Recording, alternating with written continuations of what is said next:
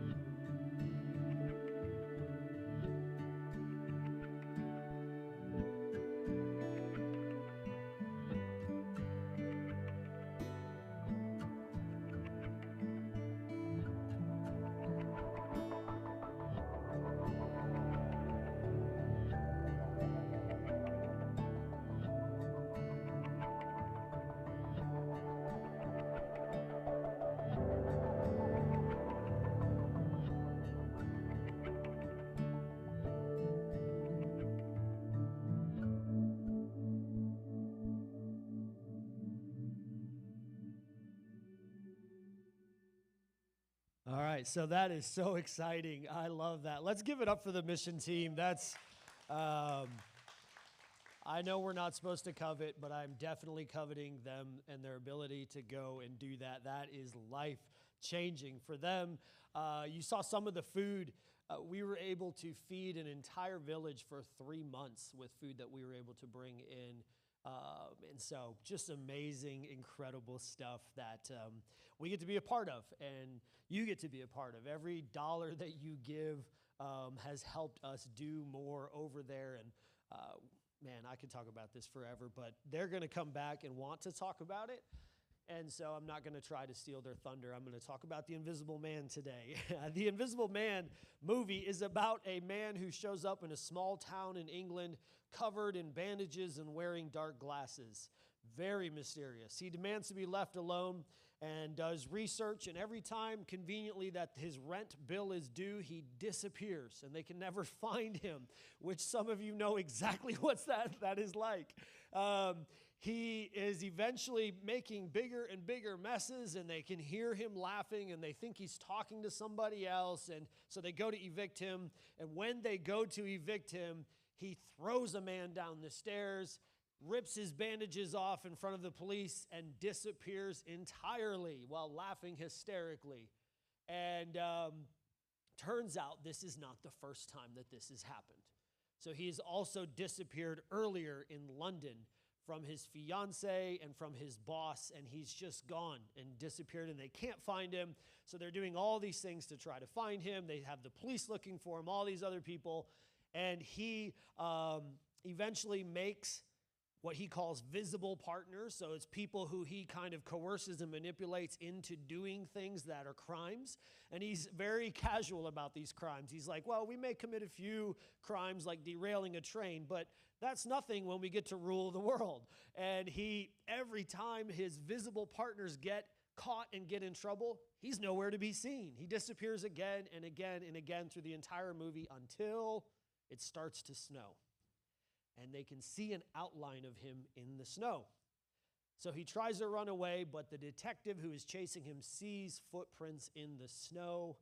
And like I said, it's 100 years old, so I'm not spoiling this for you. The detective actually shoots him, and he's lying in the snow, and he becomes visible again, and that is the Invisible Man. And you are right now like, what does that have to do with Proverbs 25:19 at all? Proverbs 25:19 says, trusting And a treacherous man in times of trouble is like a bad tooth or a foot that slips. See, what that movie reminded me of when I was watching this as a kid is just that person who always disappears in times of adversity. That person who, when you need them, they are nowhere to be found. They are the invisible man. And 2 weeks ago, we talked about Casper the Friendly Ghost. And we talked about how there's people who will ghost you sometimes, like you think you had the best date ever, and then they just never answer you ever again. We're not talking about that. We're talking about someone who is still there, but they're just not helpful. This is the person who you go to in times of need, and they disappear. They will come to you in times of need over and over and over again, but when you need something from them, there is always something that can't go right. The invisible man can never be serious. They're always switching jobs. They're always switching churches. They're always switching friend groups. They're always looking for the next thing. You never really know your relationship status because, in the words of George Strait, they are here for a good time, but not for a long time. They are not comfortable in the mundane, everyday life. And sometimes you get a little glimpse of this because in the everyday life, you say or do something and they just blow up and you're like, why are you so upset right now? But it's because they are going to become invisible. Proverbs chapter 20, verse 6 says, many a man. If you're a single girl, this is your life verse.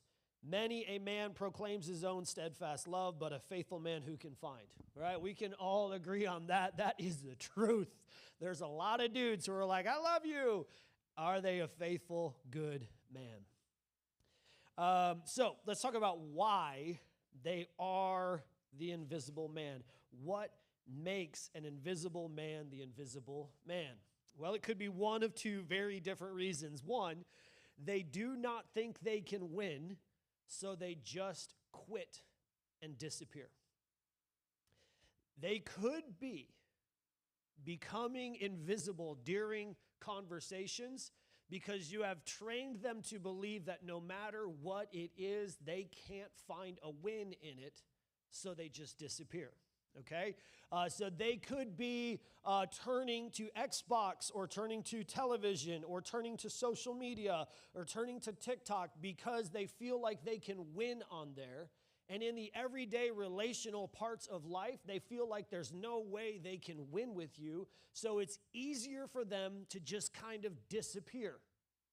This is why it's so important. We'll talk about this in a minute. I don't want to ruin my own sermon, but this is why it's so important to point out the good you see as often as you point out the bad that you see. Because we've got to provide ways for them to find wins. They may not have a way that they can win, or far more often, they just do not want to or do not know how to face adversity. And this is why I think it's so important that we do not come rushing to the rescue of our children every time they face adversity. Because we have to help our kids handle adversity on their own. Now, certainly, we're not talking about the very, very obvious times of need, but one of the worst things we can do is pull our kid out of 6 different sports teams because the coach didn't like them. We are literally teaching them to become the invisible man when they're adults. They need to learn how to succeed even with a coach who's not fair. One of the best things in life that can happen to you is if you're playing sports and the ref is unfair and you just figure out how to win anyways. So often what we do as adults is we love our kids, and I say we because I do this. I love my daughter. We love our kids, and so anytime adversity comes, we're like, oh, I'll just pull you out of there and I'll rescue you. So that when they are adults and they have to face adversity, all of a sudden they don't know how because they've never done it. This is why they disappear. And it is why people in our life disappear, because so often they've not faced adversity. And so when adversity comes, and adversity will come, I'm doing the FCA for Westerville Central right now. They lost Friday night. It was 42-7 with 7 minutes left, and they're 0-6. And I told them, you have this thing in life called the opportunity to learn how to handle adversity that you will never get anywhere else but in this season. Because adversity can be helpful. So, we know why they're invisible, because they either feel like they can't win or they just don't know how to handle adversity. So how do we deal with the invisible man? Well, the movie teaches us that we need to see the footprints. We need to look for footprints in the snow. See the footprints. Some of the footprints of somebody who's an invisible man is they love to play the blame game. They will blame anyone and anything else besides what really is causing them pain. So often you will get blamed for all sorts of things by them, but in reality, it's not you. It's just easier to blame the spouse than it is to look at the thing from their childhood or from their middle school years. And so it's easier to say, you are causing me pain, you are the reason I'm not happy, when in reality, it's something from middle school back. But because we don't want to handle this adversity, we play the blame game. We consistently blame outside of the reality of what really is causing the problem. They will blame people within their career or with friends because they do not think they can ever win with you. So they're looking for a new reason to pass the buck. This is why you'll come to them and say, what is wrong with you? And they're like, well, I'm unhappy with this or this or this. And it's always something besides what really is going on. So they will play the blame game, or they will play, look at that over there. Look at that over there. They will look at anything else besides the adversity they're in. Look at how busy I am. Look at how successful I am. Look at how funny I am. Look at how much fun I'm having. Anything to not see reality. So we don't want to see the bills, but we go on another trip with a new credit card and add new bills to the bills that we didn't want to see in the first place. And this is what it looks like to say, look at that over there. Number 3, let's have fun. We're going to have as much fun as possible rather than deal with the pain. So somebody who is an invisible man will just pile fun on top of adversity and pain over and over and over and over again and wonder why at the end of the fun, there's still pain and adversity. But they've not dealt with the adversity. They've not dealt with the thing making it the relationship hard or making the career hard or making life hard. They've not dealt with the bills. So again, they just continue to try to pile more fun on top of it. This is why I put let's have fun in all caps with 3 exclamation points, because I can see in my mind like, let's have fun. I just want to have fun. Reality is that life is not always fun. It cannot be. Nor was it intended to be. God did not say to Adam and Eve, the garden is perfect, have fun. He said to Adam and Eve, the garden is perfect, let's work in it. Fun is a part of life, but fun is not life. And there's one thing that I see in my generation. I think of my grandfather who stormed into Leyte Gulf in the Philippines in the middle of a war with nothing but a medic kit, and had people shooting at him more than they were shooting at soldiers, because they were like, well, if we shoot the medics, then we can kill 10 people for every medic that we kill. And I don't think in the middle of any part in that did he stop and say, now let's play a game so we have fun. He just dealt with it, right? But what I see in our generation is we're so determined to have fun because we have been taught since kindergarten that everything should be fun all the time. And so all that we can think of during times of adversity is I'll just escape the adversity and I'll go have fun over here. But you can't outrun a monster and you can't hide from a monster. And so adversity is going to be there when you get back from the fun. We used to go to a cabin in the woods every Christmas or every New Year. And we would drive in a big old 18-passenger van. And when we would get to this one part where the van could not go any further because it was like 4 feet of snow where we were going, we would then snowmobile for like another mile in. And then from there, we would carry like all of this stuff into this cabin. My dad would start a fire. We would have chili. And as kids, it was a blast. It was so fun. So I remember that all three of my siblings got married within 1 year, and so did my cousin, who was kind of like a sibling. And my mom thought, you know what we'll do? We'll bring all these grown people into this same situation, and we're just going to have the time of our life, because that's how they had fun when they were kids. But we're all grown now, and we're all grumpy now, and we all think we know how to play the game the right way, and we all call people out when they cheat now. And I can remember we're sitting around this card table playing Uno, I think, and my sister's arguing with my brother, and my brother's like, don't you talk to me like that, woman. And she's like, you don't call me a woman. And they're just going back and forth, and I hear my mom from the other room, doesn't sound like you're having fun. And my brother goes, of course we're not having fun. You brought Angie. And so this cabin that was so peaceful and so beautiful all of a sudden was not peaceful and beautiful. The reality is a game of Uno is not going to remove adversity. It's just piling fun on top of the adversity. Next, now you see me, now you don't. I'll just disappear to where I know I can find success, because no one really hears me or sees me anyways. So I'll just stay home or quit to show them that they should have listened to me. I'll just not go, or if I do go, instead of learning how to win or help others win, I'll just be present, but I'll be invisible. If I do show up, and this is such a thing right now, if I do show up, I will show up looking for reasons to validate what I already want to be true. And so I'll just spend time trying to find the one person in the room who validates what I already think, so that I have a reason to then leave and be gone and disappear. And this happens all the time. I know that this is going to be controversial, but really there's no such thing as church hurt. There is just people hurt, because people hurt people. And you just happen to get hurt in a church.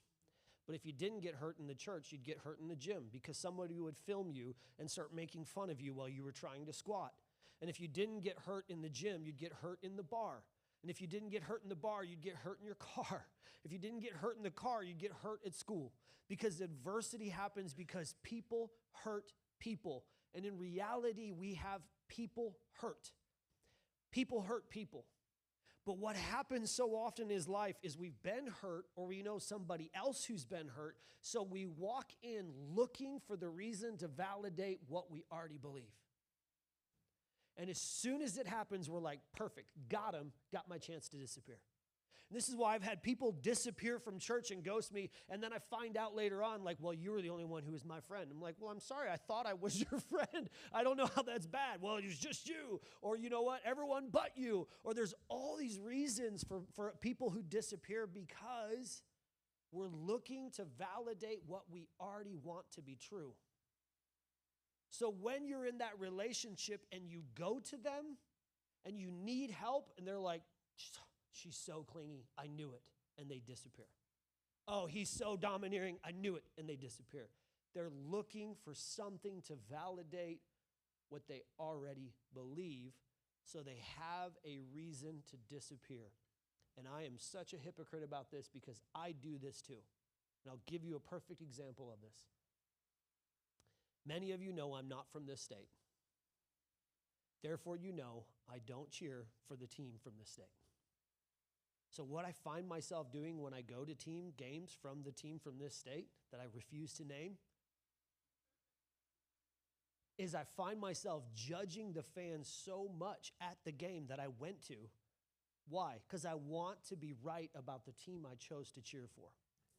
So I'll come in because I happen to be friends with a couple of their former players, and I'll be like, oh man, those guys are great, but you know why I don't like them? Because they're fans. And so I'll find myself walking in a sea of 100,000 people looking for the one guy who's just a colossal jerk, so that I can be like, ha, got him. Ohio State fans are the worst ever. Said the name. Said the name. We're not doing OHIO up here. You know why? You know why Ohio State fans do OHIO? Because they can't spell Michigan. All right. Everyone's gone. You're like, church hurt. He's a jerk. I knew it. Look, you guys are going to beat us by 50 this year. I resign myself to it.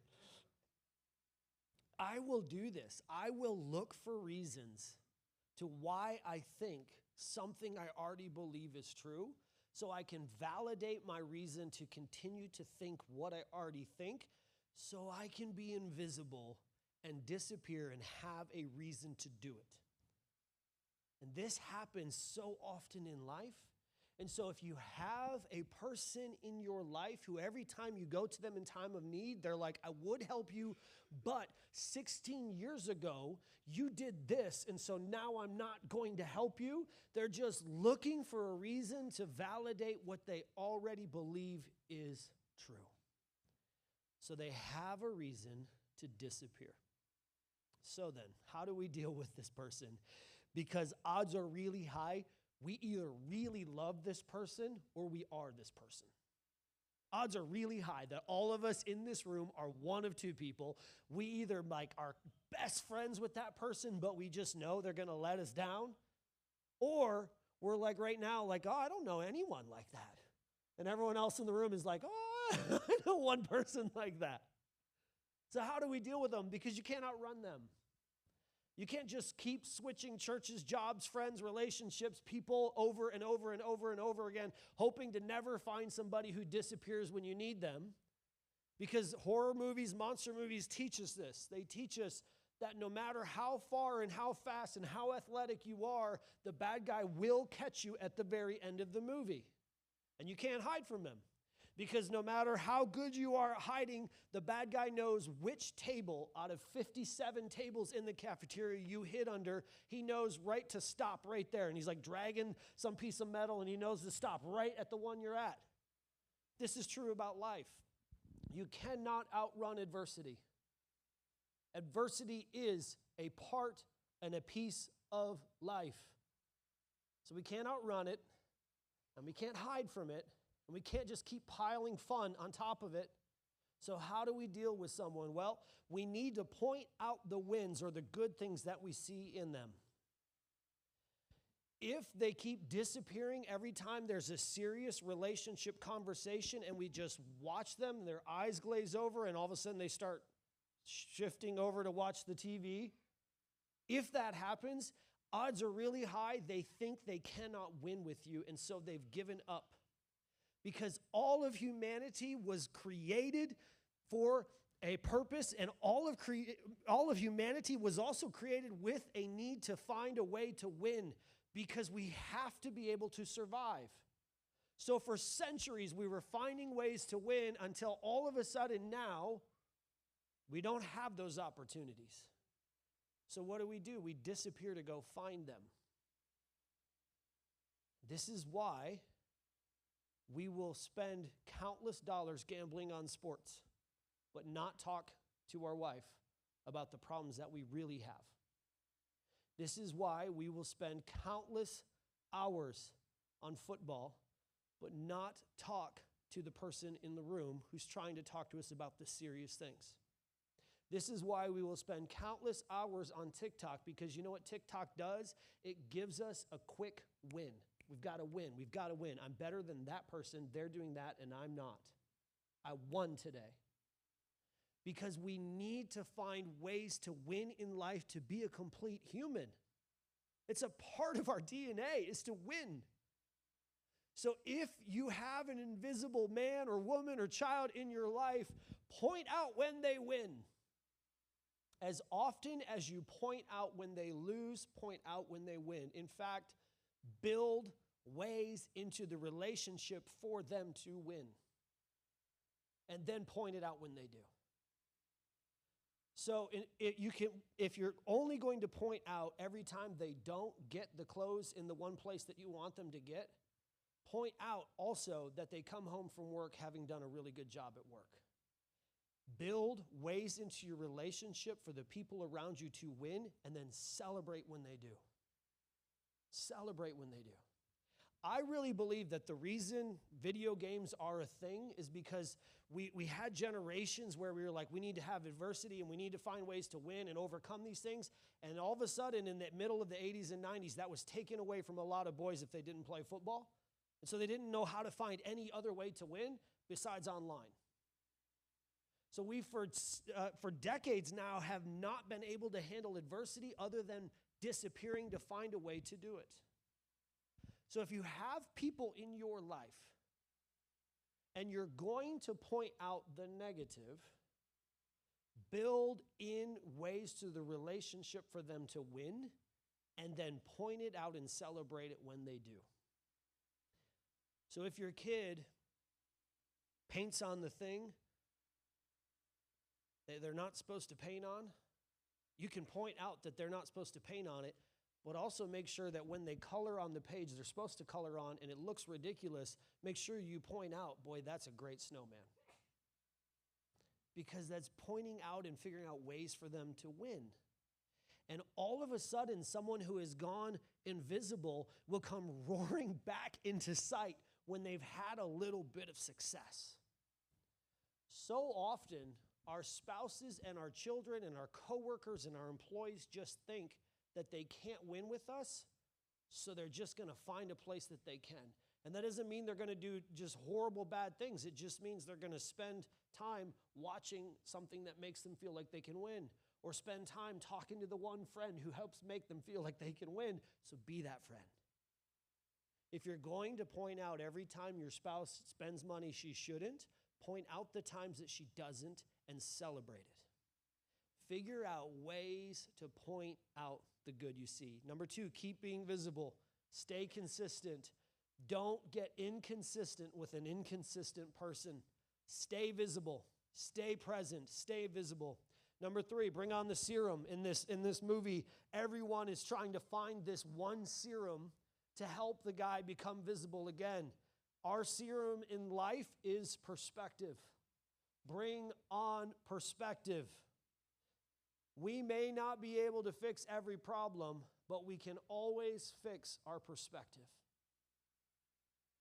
We need to provide perspective to those we love and to ourselves. Well, we need to have a proper perspective on adversity. Look at Isaiah chapter 30. This is like this is a beautiful, like poetic couple of verses, and also it is a verse that I think just 90% of Christianity is like, we don't want to talk about this. Though the Lord give you the bread of adversity and the water of affliction, yet your teacher will not hide himself anymore, but your eyes shall see your teacher. Your ears shall hear a word behind you saying, this is the way, walk in it. When you turn to the right or when you turn to the left. You know what the scriptures is saying here? This is in Isaiah, and Isaiah was an old school prophet, and the children of Israel, they had refused to let their land rest. They were supposed to every 7 years let their land rest for a year, but because they got greedy, they just wanted to achieve more and more and more and more, so they wouldn't let the land rest, and so God allowed them to go into captivity for a set amount of time to let the land rest, because they needed to be in the land and sustained in the land when Jesus would arrive. And so there's this book called Isaiah, and Isaiah is this prophet, and he just keeps talking about, man, like these people they're gonna be doing this, and this hard time's coming in your life, and this hard time's coming in your life. And he calls it the bread of adversity. The bread of adversity and the water of affliction. In other words, the everyday essential need of having adversity in our life. Because adversity is not something to run away from. Adversity can help us to see ourselves, others, and God more clearly, but only if we do not blame others and disappear. It can help us to see ourselves, others, and God more clearly, but only if we do not blame others and disappear. Often in times of adversity, the temptation is to figure out who to blame so that we can head out. But in reality, adversity is something that helps us begin to understand ourselves, see those around us, and the Bible says to see our teacher. So often in our life, we try to make adversity invisible, but instead make ourselves invisible because we don't want to deal with adversity. You cannot fix problems that you refuse to see. If there's a problem and you just refuse to acknowledge it, you will never fix it. So adversity is required because it forces us to see problems. Often problems in ourselves, often problems in life. But the Bible says that adversity can also lead to competence and joy. James chapter 1, verse 2. Count it all joy, my brothers, when you meet trials of various kinds. For you know that the testing of your faith produces steadfastness, and let steadfastness have its full effect, that you may be perfect and complete, lacking in nothing. I do have to point out right here that James is talking to people who, right around this time, were being used as human torches by the Roman Empire. They were being sawn in half. Some of them were being soaked in sheepskin and then released into a desert to slowly suffocate.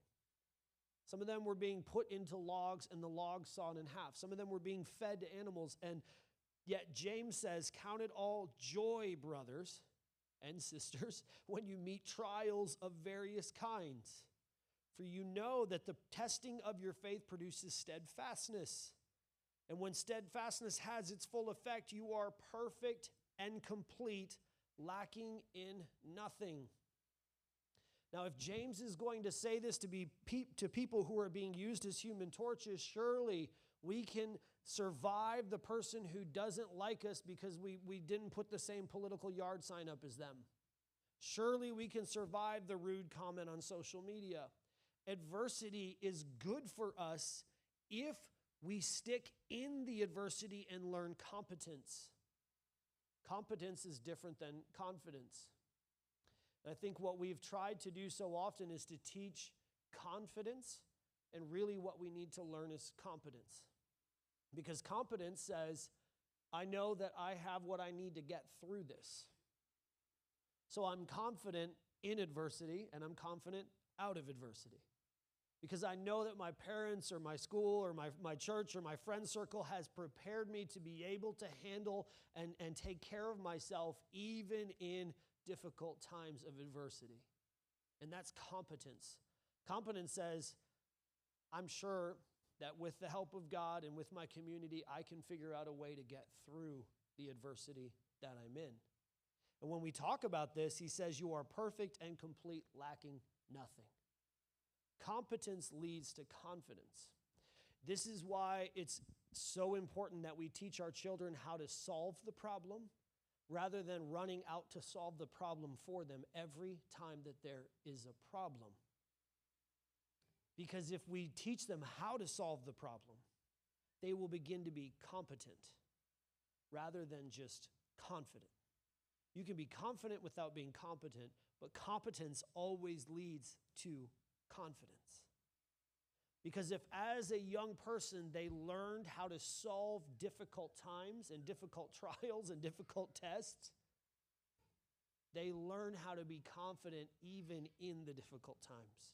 So we have to see the truth about adversity, but also the truth about ourselves and others.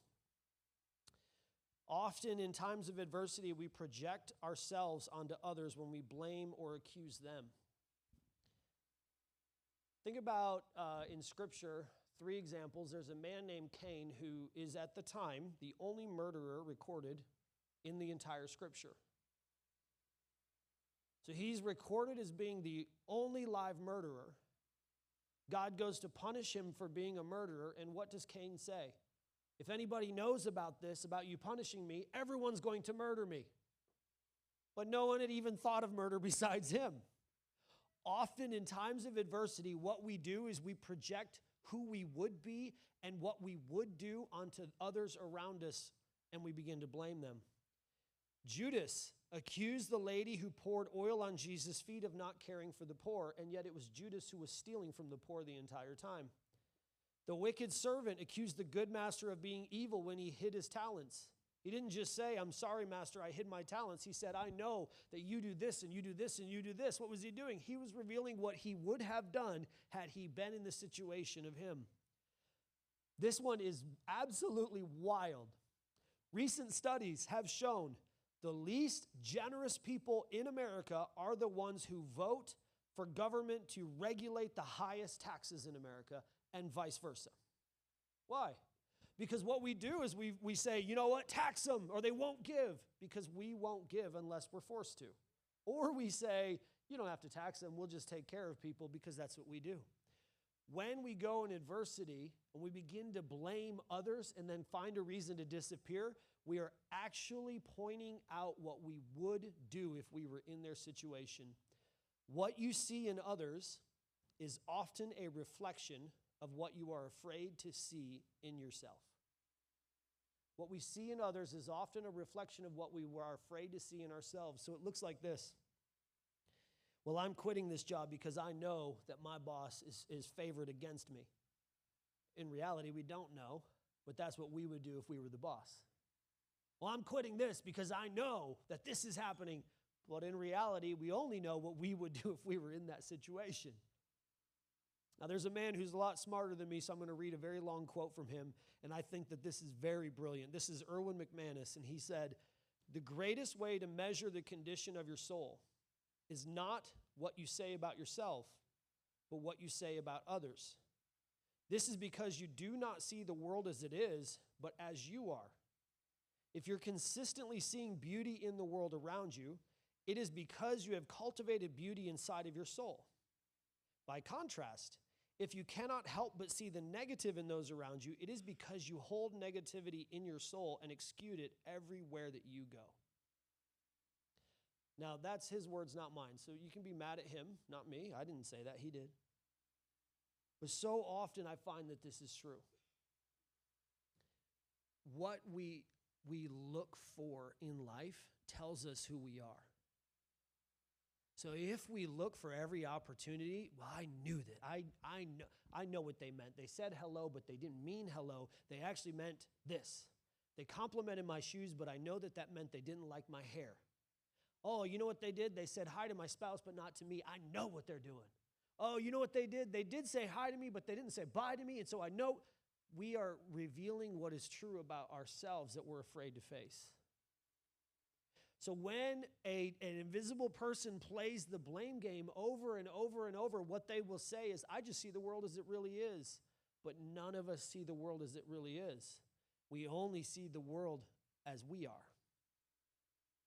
Again, Cain, Judas, the wicked servant, they all saw the world as they were and then try to project that onto everybody else. Carey Nieuwhof, a pastor in Canada, said, "The only person in the room not growing is the only one in the room blaming everybody else." I'll say it again. The only one in the room not growing is the only one in the room blaming everybody else. What we see, what we hear, and what we say reveals ourselves, our bitterness, and our anger, and what we would do if we were in their shoes. So we need to see the truth about adversity. We need to see the truth about others and ourselves. And thirdly, we need to see him. We need to see him. He sees your adversity, he sees you, and he sees who you can become if you don't allow yourself to become invisible in times of adversity. Psalm chapter 34, verse 17, "When the righteous cry for help, the Lord, Jehovah, Yahweh, hears and delivers them out of their trouble. He is near to the brokenhearted and saves the crushed in spirit." Isaiah 30:18, "Therefore the Lord waits to be gracious to you. Therefore he exalts himself to show mercy to you. But for the Lord is a God of justice. Blessed are all those who wait for him." Isaiah 43, verse 2, "When you pass through the waters, I will be with you. Through the waters they shall not overwhelm you. When you walk through fire, you shall not be burned, and the flame shall not consume you." Luke chapter 12, verse 7, "Even the hairs of your head are all numbered. Fear not, you are of more value than many sparrows. One of my favorite verses is Isaiah chapter 40, verse 31. They that wait upon the Lord shall renew their strength, mount up with wings as eagles, and soar. When we are willing to see that He is with us and He is for us, even in adversity, I can promise you God sees the problem. I can promise you that. And He sees you. And He loves you. And He cares for you. And He also sometimes allows the bread of affliction and the water of adversity to come in to mold us into who we can become down the road if we can get through the adversity without blaming everybody else, turning tail, and disappearing and becoming invisible. He sees you. He sees the problem. He sees the adversity. And He sees who you're going to be on the other side of it. Now, I could probably stand up here and list a list of adversities, but I don't know all the things that you go through. And you do. The thing right now that you're like unable to focus on the sermon because you're like, well, I got this problem, I got this thing. God sees that. He was there before that, and He'll be there after that. God sees you. God sees your children. God cares for your children more than you ever could.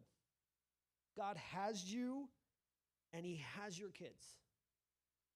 And He's a loving, good Father. And He cares for us.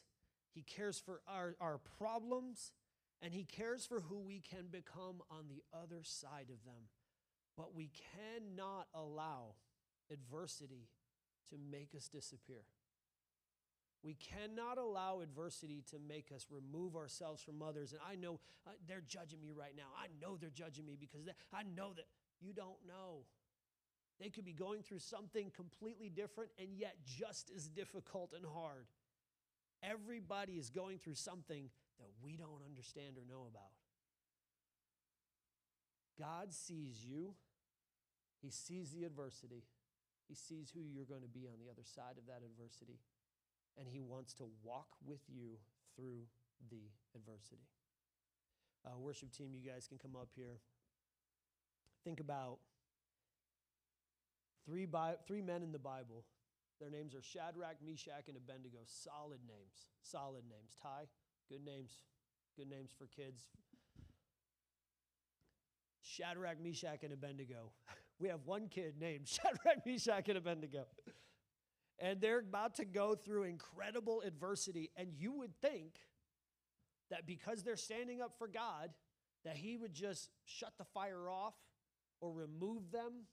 Or they would just come before Nebuchadnezzar and all of a sudden the king's like, shoot, my bad, you're right, I'm wrong. We don't need. None of that happens. What do? They get thrown into a furnace full of fire. And yet, the enemy who threw them in looks in and says, oh, I thought we only threw three people in. I see 4. When I walk through the waters, God walks with me. When you go through the storm, God goes with you. You have a God who will never become invisible in your life with you. Don't allow yourself to become invisible by trying to not face the adversity that you're facing. It's such a temptation. Let's just have fun. Just ignore it. Let's just go on another trip. The problem will still be there when you get back. Let's just go out to eat. Let's just get a better steak. The problem will be there after the steak is gone. Let's just, you know what? Let's just buy new shoes. I love buying new shoes. You know what I learned about buying new shoes? The problem's still there. It's just bigger because now I went and spent money on new shoes. The problem will be there. But so will God, and so will His grace. I think back, I don't know if we can sing this or not. You guys are a lot better than I am at this stuff, but I think back, anytime I went through adversity, you know the one song? Amazing Grace, how sweet the sound. Saved a wretch like me. I once was lost, now I'm found. Was blind, but now I see. It is a beautiful, powerful hymn. And it's a great reminder of, boy, I have a God with me in my adversity. I don't need to let myself disappear in times of difficulty. He's with me. He will never disappear. You guys know this song? Can you sing this song? Brandon? Lori can sing this song? Yeah. We're going to sing Amazing Grace, and then they're going to sing the song they're supposed to sing. Cam's not here, so I can do what I want. That's not true. I cannot. Cam's watching, like, writing me a text right now. Stop ruining the service. We're going to sing Amazing Grace because it's a beautiful, powerful reminder of the fact that he's with us. When we're in heaven 10,000 years long after the problem of that one coworker who's just a jerk, after that, in 10,000 years, you won't remember how much of a jerk your coworker was. So don't let yourself become invisible in the meetings now. Instead, lean into him. He's with you, and so is his amazing, beautiful grace. I'm asking y'all to stand to your feet. If you know it, you can sing with us. They'll sing the other song next. We're just going to sing this hymn. We're going to do it without instruments even. Like, we're just going to sing like old school style, like we used to do back in the day. Back in the day when the early church faced the adversity of, hey, if they sang too loud, they got caught by the Romans and killed. And yet they sang hymns, the Bible says, even when facing being thrown into a den of lions, because James said, count it all joy, brothers. Trials brings patience. It brings steadfastness. Steadfastness brings competence. Competence brings joy and confidence. Don't let yourself disappear in the adversity. God will never leave you or forsake you. He is with you, and he is for you. Let's sing. I'll meet you down front if you want to pray.